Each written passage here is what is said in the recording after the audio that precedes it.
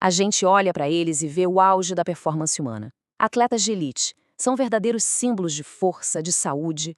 Mas o que pouca gente sabe é que por baixo da superfície, um inimigo invisível pode estar ali, à espreita. Hoje a gente vai desvendar o mistério desse assassino silencioso que, infelizmente, assombra o mundo dos esportes. Essa é a pergunta que fica no ar em estádios, em casa, toda vez que uma cena dessas acontece. Como é que pode alguém que está no pico da sua forma física simplesmente cair? Para a gente achar a resposta, primeiro a gente precisa entender o tamanho do problema. 617. Esse aqui não é só um número, sabe? Ele representa 617 jogadores, 617 vidas que foram interrompidas em campo. Isso é de um estudo da FIFA feito entre 2014 e 2018. É uma estatística que assusta e que nos força a olhar para além do jogo e entender o que de fato está acontecendo. Então vamos lá. Parte 1. O colapso inesperado.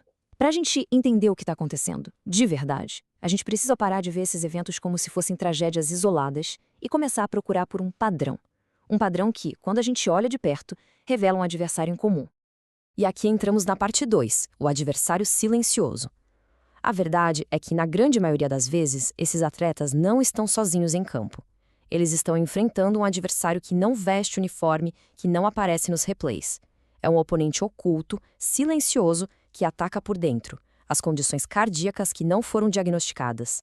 E olha, esse adversário silencioso é esperto. Ele não joga do mesmo jeito contra todo mundo. A estratégia de ataque dele muda, e muda drasticamente, dependendo de um fator principal: a idade do atleta.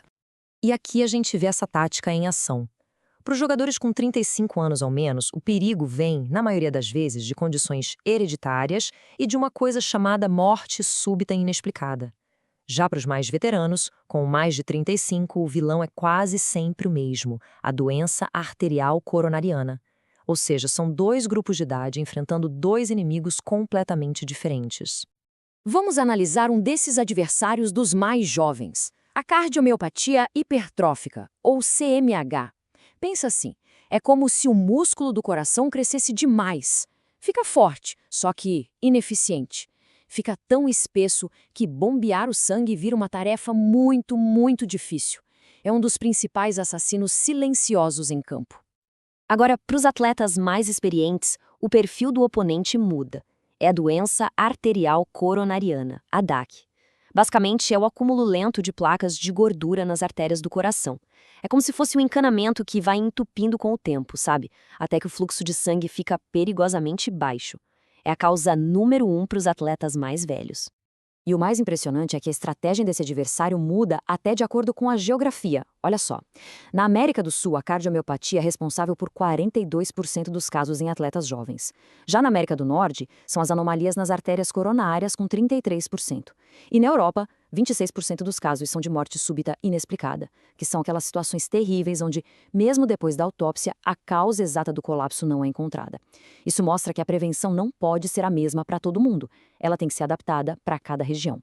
Certo, entramos na parte 3.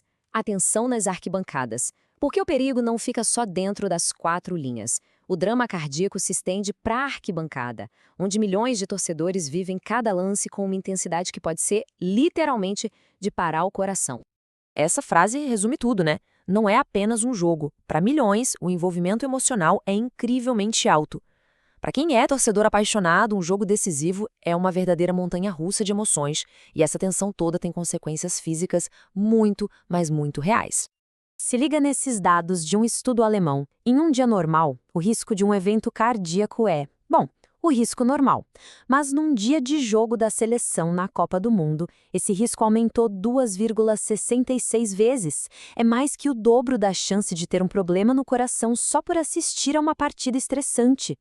E um estudo da Liga Espanhola nos deu um perfil bem claro do torcedor com maior risco. Geralmente é um homem com mais de 65 anos, muitas vezes fumante, com excesso de peso e que não controla direito condições como pressão alta e diabetes.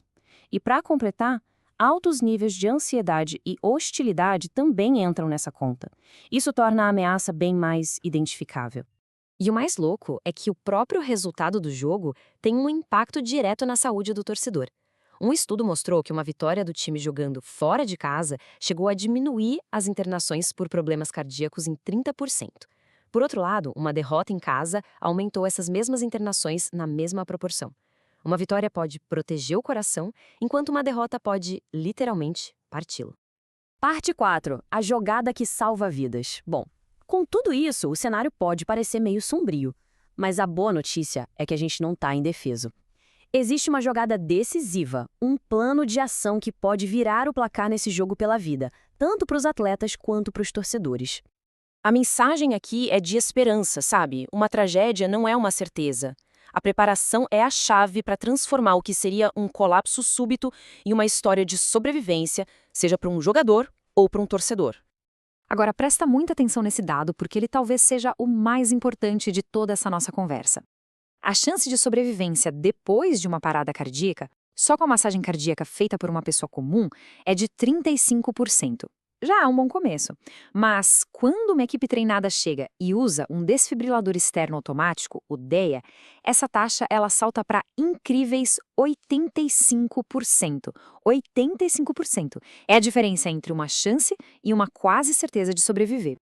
Então, qual é o plano de jogo? É simples e qualquer um pode aprender. Primeiro, reconhecer o colapso e checar se a pessoa está respirando. Segundo, chamar a emergência na hora, pedir ajuda. Terceiro, começar as compressões no peito e, assim que possível, usar um DEA. São passos que salvam vidas. E quem são esses heróis que agem na hora? Em 36% dos colapsos que aconteceram em campo, a primeira ajuda veio de outros jogadores. Isso só prova que qualquer um pode ser a primeira linha de defesa. Um colega de time, o treinador, até a pessoa sentada do lado na arquibancada. Não precisa ser médico para salvar uma vida. No fim das contas, a conclusão é clara. Para jogadores e para torcedores, a conscientização é a melhor defesa. Isso significa conhecer o histórico de saúde da família, fazer exames preventivos e a preparação. Saber o que fazer numa emergência, essa é a virada de jogo definitiva. E a reflexão que fica é essa. No jogo da vida, quando a emergência acontecer, e ela pode acontecer a qualquer hora, seja no campo ou na arquibancada, será que a gente vai estar preparado para fazer a jogada mais importante de todas? Essa é uma informação que pode salvar vidas. Então, ajude a espalhar. Curta esta análise, compartilhe com atletas, torcedores, amigos e se inscreva para receber mais conteúdos essenciais como este. Muito obrigada pela atenção.